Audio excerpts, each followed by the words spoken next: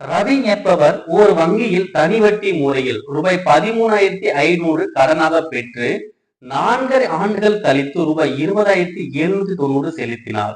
கடனுக்கான வட்டி வீதம் எவ்வளவு? ஓகேங்களா? இங்க என்னன்னு பாத்தீங்கன்னா அசல் வந்து எவ்வளவு? 13,500. எத்தனை ஆண்டுகள்? 4.5 ஆண்டுகள். எவ்வளவு மொத்த தொகை மாறுது? 20,790 மாறுது. ஓகே, மொத்த தொகை தான் 20,790. அப்போ வட்டி மட்டும் எவ்வளவு வரும்? இப்ப இந்த 20,790 வந்து 13,500 கழிக்கும். கழிச்ச வரும் 7,290 வந்துடும். ஓகேவா? அப்ப வட்டி மட்டும் எவ்வளவு? 7,290. ஓகே, என்ன வட்டி வீதம் கேட்கறாங்க. ஓகேவா? வட்டி வீதம் கேட்கறாங்க. கண்டுபிடிக்கலாமா? தனி வட்டின்னு வந்துட்டாலே ஃபார்முலா SI = PNR/100. அவ்வளவுதான். ஓகேங்களா? இங்க SI மதிப்பு எவ்வளவு? 7,290. அசல் மதிப்பு எவ்வளவு? 13,500. காலம் எவ்வளவு? 4.5 ஆண்டுகள். இது என்ன இருக்கு? கலர் பின்னமா இருக்கு. பின்னமா கூட மாத்திக்குவோம். நீங்க 4.5 அப்ளை பண்ணிக்கலாம்.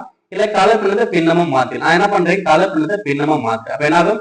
4 2 8 8 1 கூட்டினா 9/2. ஓகேவா? அப்ப காலம் எவ்வளவு? 9/2. வட்டி வீதம் எனக்கு தெரியாது. கீழே 100 இருக்கு. அப்ப இன்ட்டு. இப்ப டிவைட் பண்ணலாமா? 2 0க்கு 2 0 கேன்சல். அடுத்து என்ன பண்ணலாம்? 9 அடிக்கலாம். 4 9 9 8 1 0. அடுத்து 5 அடிச்சோம்னா 2 7. இங்க 5 அடிச்சோம்னா 1 6 2. ஓகே, இப்ப 27 அடிச்சோம். 27 27 6 27 162. இங்க ஒரு 2 இருக்கு. அப்ப 2 யாரும் இருக்குன்னா 12. அப்ப வட்டி விகிதம் எவ்வளவு வரும்? 12 சொல்லி வந்திருக்கும். Answer option A.